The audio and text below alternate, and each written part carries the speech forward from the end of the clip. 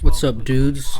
I'm gonna run through my mentality during this trade because obviously I don't talk during my trades. I'm very focused. So, you guys didn't see me click the buy button.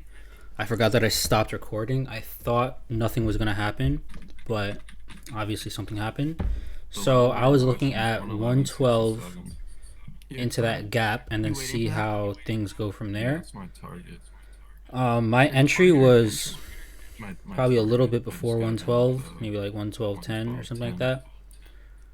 I was looking at an entry at that H at around 112.50, but I knew it was AMD. I just wanted to play it safe.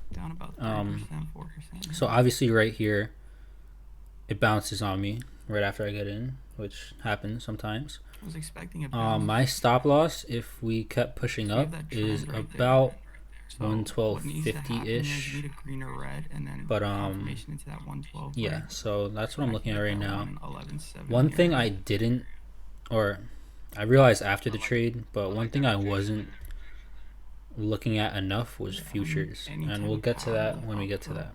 But right now, AMD is clearly weaker than the rest of the market. You can see the market's pushing up all day. AMD is breaking that low of day. So my stop loss nor take profit has triggered. So I'm just in here waiting. I'm using any kind of push above 112.40 probably. For me, it's 112.50. Yeah, last time we were at 112.40, I was down like 5%.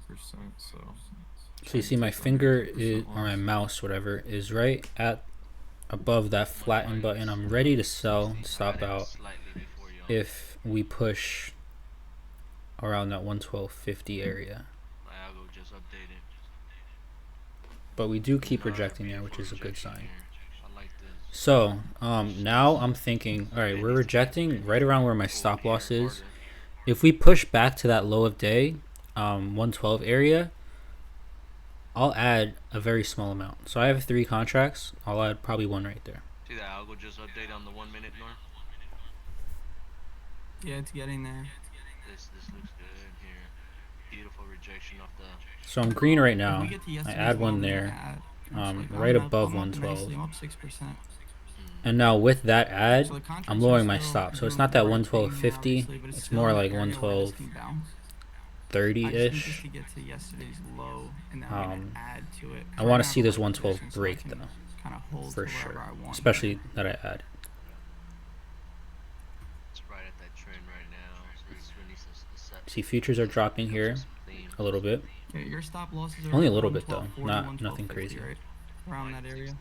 Yeah, that is. And you can see this dotted gray line. That's a stock hours algo trend line, so that is something to watch out for as well. 112.50. Yeah. So right here we break 112, but we don't continue really too far past it. So right now we're holding under 112, which is good. From support to resistance. This looks good. It's under 112 now. I just want to see momentum pick up here. Gap initiation or that low from yesterday. Yeah, that's not a bad idea. So right here, it's looking good. So you can obviously I'm up 10%. I didn't scale out yet because my target hasn't hit. I was gonna start scaling out at that gap fill around 111.70 area.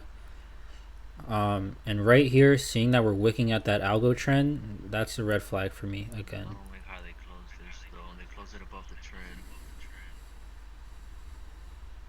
Yeah, they just waked it above the trend right there.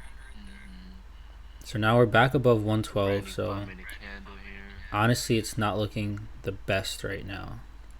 George, you'll be proud of me. And you can see that last candle, futures both had green candles, so that's probably what another factor in why we wicked at that trend and didn't continue to the downside. If futures dropped on that last candle, there's a good chance that AMD would have closed closer to the bottom of the candle instead of wicking.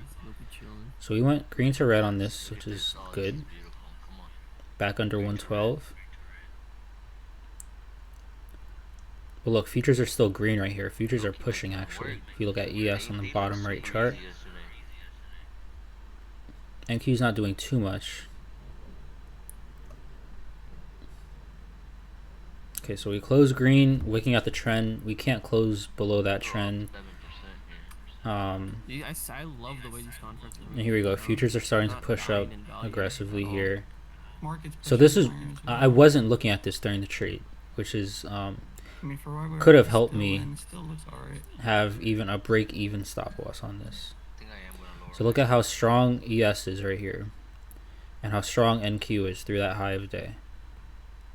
And I'm about to stop out, I believe.